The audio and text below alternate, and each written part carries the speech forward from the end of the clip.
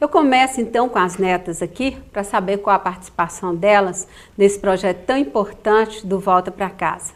E eu te pergunto, Fernanda, qual foi sua participação? Eu queria também saber sua formação e saber por que você está nessa.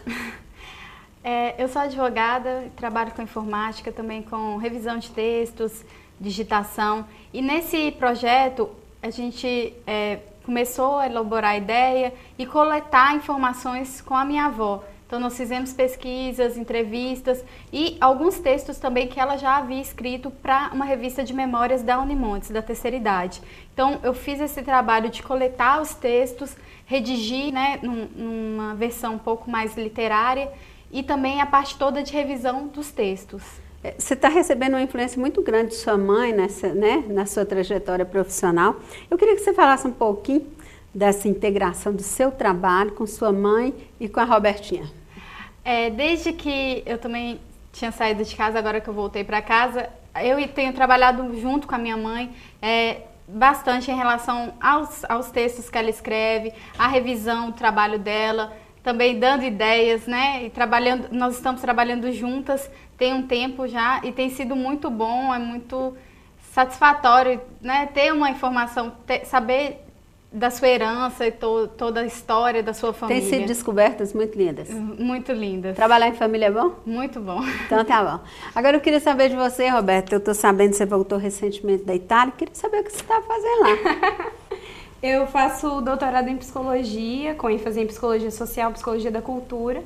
E eu fiz um período de estágio de doutoramento lá. Onde você fez? Eu fiz em Bolonha, no departamento de Sociologia e Ciência Política da Universidade de Bolonha, que fica na Itália. Tá. Eu queria então que você falasse sua participação nesse livro e comentasse também dessa integração sua com o Fernando e com sua mãe. Tá certo.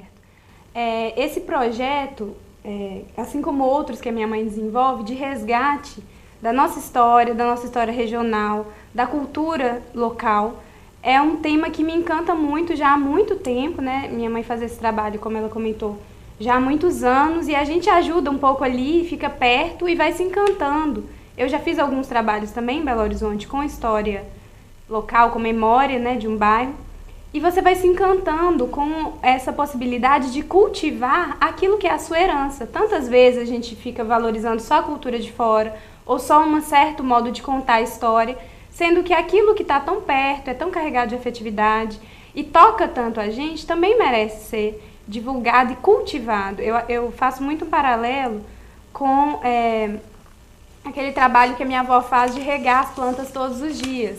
Todo dia você tem que colocar água, ainda mais com esse nosso sol sertanejo. Precisa cultivar, precisa cuidar dessa terra, dessa planta que é a nossa própria história. Então, esse trabalho de contar as histórias, de ficar com a avó, de tomar um café e perguntar e querer saber e poder registrar para mais famílias e mais gerações poderem conhecer, né?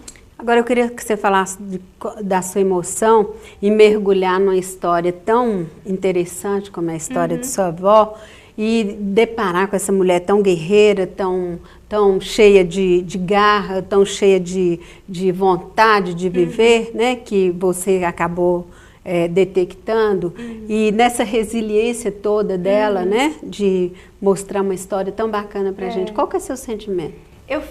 A gente fica muito emocionada e muito inspirada a ser uma mulher forte, assim como a minha avó é e como a minha mãe também é.